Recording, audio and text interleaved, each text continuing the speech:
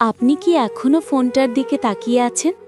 ভাবছেন এই বুঝি একটা মেসেজ আসলো বা ফোনটা বেজে উঠল।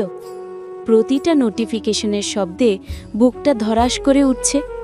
ভাবছেন সে কি একবারও আমার কথা ভাবছে না? সে কি ফিরে আসবে না? আমরা সবাই জীবনের কোনো না কোনো সময়ে এই কষ্টকর অপেক্ষার মধ্যে দিয়ে যাই। একটা মানুষ যে কিনা আমাদের জীবনের সবটা জুড়ে ছিল, সে হঠাৎ করে চলে যায়, আর আমরা বসে থাকি শুধু এই একটা প্রশ্নের উত্তর খুঁজে, যে সে কেন ফিরে আসছে না। আজকের এই ভিডিওতে আমি কোনো মিথ্যে আশা দেব না। আমি আপনাকে বলবো সেই কঠিন সত্যিগুলো, সেই আসল কারণগুলো, কেন চলে যাওয়া মানুষটা আর ফিরে আসে না। দেখুন, এই সত্যিটা হজম করা খুব কঠিন, আমি জানি। যখন কেউ আমাদের ছেড়ে চলে যায়, আমাদের মন মানতে চায় না। আমরা ভাবি এটা একটা দুঃস্বপ্ন, ঘুম ভাঙলেই সব ঠিক হয়ে যাবে। কিন্তু যখন ঘুম ভাঙে, দেখি বাস্তবতা আরও কঠিন। আমরা ইউটিউবে খুঁজি, গুগলে খুঁজি, কি করলে সে ফিরে আসবে, কিন্তু আমরা কখনো এই প্রশ্নটা গুরুত্ব দিয়ে খুঁজি না যে সে কেন আসবে। আসুন, আজ আমরা সেই কারণগুলোকেই একটু গভীরভাবে বোঝার চেষ্টা করি। প্রথম কারণ, সিদ্ধান্তটা হুট করে নেওয়া নয়। আমরা অনেকেই ভাবি ব্রেকআপটা হয়তো একটা ঝগড়ার মাথায় হয়ে গেছে। সে রেগে গিয়ে কিছু একটা বলে ফেলেছে, বা আমি রেগে গিয়ে কিছু বলে ফেলেছি, রাগ কমলেই সে ফিরে আসবে। কিন্তু সত্যিটা হলো, বেশিরভাগ ক্ষেত্রেই যে মানুষটা চলে যাওয়ার সিদ্ধান্ত নেয়, সে এই সিদ্ধান্তটা একদিনে নেয় না। এই সিদ্ধান্তটা তার মাথায় অনেক দিন, হয়তো অনেক মাস ধরে চলছিল। সে মনে মনে এই সম্পর্কটার থেকে নিজেকে অনেক আগেই সরিয়ে নিয়েছিল। যখন সে আপনার সাথে ছিল, হাসছিল, কথা বলছিল, তখনও হয়তো সে মনে মনে ভাবছিল, এভাবে আর কতদিন। সে হয়তো আপনাকে বোঝানোর চেষ্টাও করেছিল, কিছু ইশারা দিয়েছিল, কিন্তু আমরা সেই ইশারাগুলো বুঝতে পারিনি। তাই যেদিন সে আপনাকে বলল আর সম্ভব না, সেই দিনটা আসলে তার সিদ্ধান্ত জানানোর দিন। সে মানসিকভাবে অনেক আগেই এই সম্পর্কটা শেষ করে দিয়েছে। তাই তার কাছে ফিরে আসার কোনো কারণই আর বাকি থাকে না। সে এমন একটা জিনিসে কেন ফিরে আসবে যেটা সে নিজেই মন থেকে মুছে ফেলেছে? দ্বিতীয় কারণ, সে নতুন জীবনে শান্তি খুঁজে পেয়েছে। এটা শুনতে আপনার বুক ফেটে যেতে পারে, কিন্তু এটাই সত্যি। সম্পর্কটা যখন শেষের দিকে ছিল, তখন হয়তো আপনাদের মধ্যে অনেক বেশি ঝগড়া হতো, অশান্তি হতো, বা হয়তো কোনো একজন দম বন্ধ অনুভব করছিল।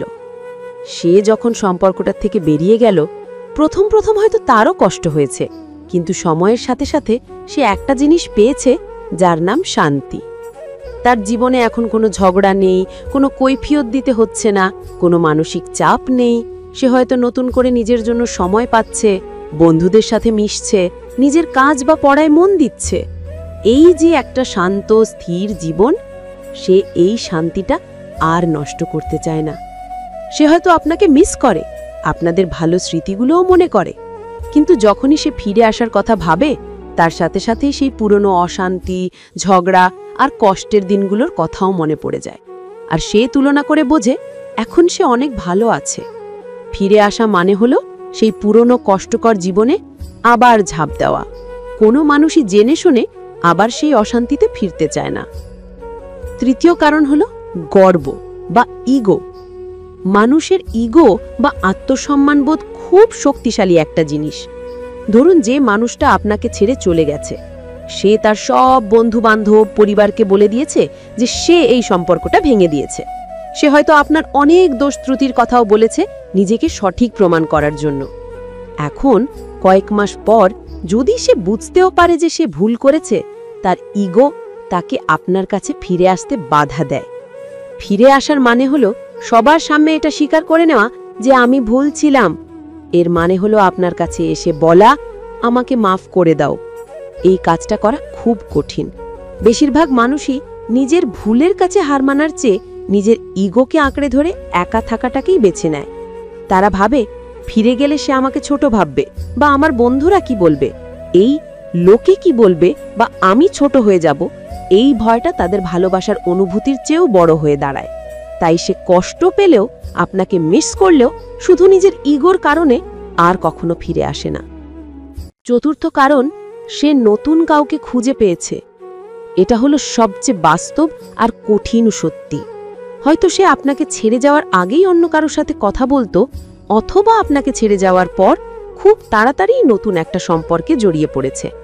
একটা নতুন সম্পর্ক মানে হলো নতুন উত্তেজনা, নতুন আশা, নতুন নতুন ভালো লাগা। সেই নতুন মানুষটার সাথে তার কোনো পুরনো ঝগড়ার স্মৃতি নেই, কোনো খারাপ অতীত নেই, সবকিছুই নতুন এবং সুন্দর।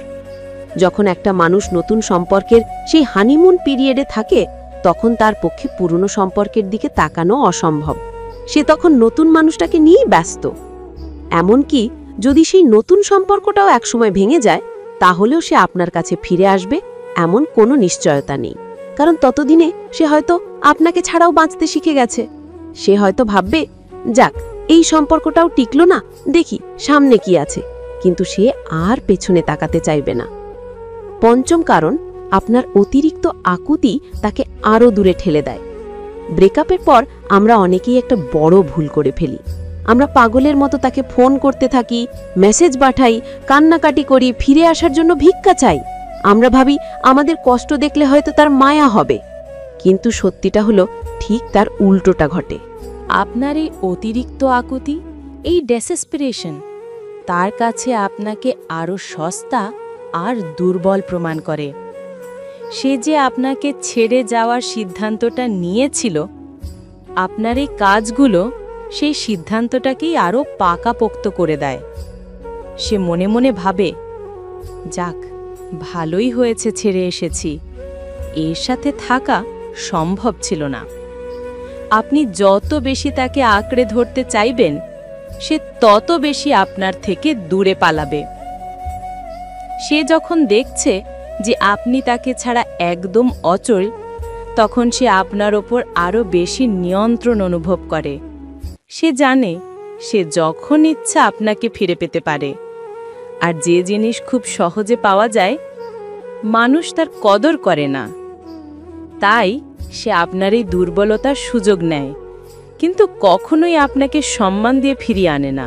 জানি আজকের এই কথাগুলো খুব কঠিন ছিল, কিন্তু এই কঠিন সত্যিগুলো মেনে নেওয়াটাই সুস্থ হয়ে ওঠার প্রথম ধাপ। যদি আমার কথাগুলো আপনার মনের ভেতরের কোনো একটা অংশকে স্পর্শ করে থাকে, যদি মনে হয় আপনি একটু হলেও শক্তি পেয়েছেন, তাহলে ভিডিওটায় একটা লাইক করে দেবেন। আর এরকম সহজ সরল ভাষায় জীবনের কঠিন সত্যিগুলো নিয়ে আরও কথা শুনতে চাইলে আমার পরিবারে যোগ দিন। চ্যানেলটি সাবস্ক্রাইব করে বেল আইকনটা চেপে রাখুন। মনে রাখবেন, যে চলে গেছে সে হয়তো আপনার যোগ্যই ছিল না। আপনার জন্য এর চেয়েও ভালো কিছু অপেক্ষা করছে। শুধু নিজেকে সময় দিন। ভালো থাকবেন।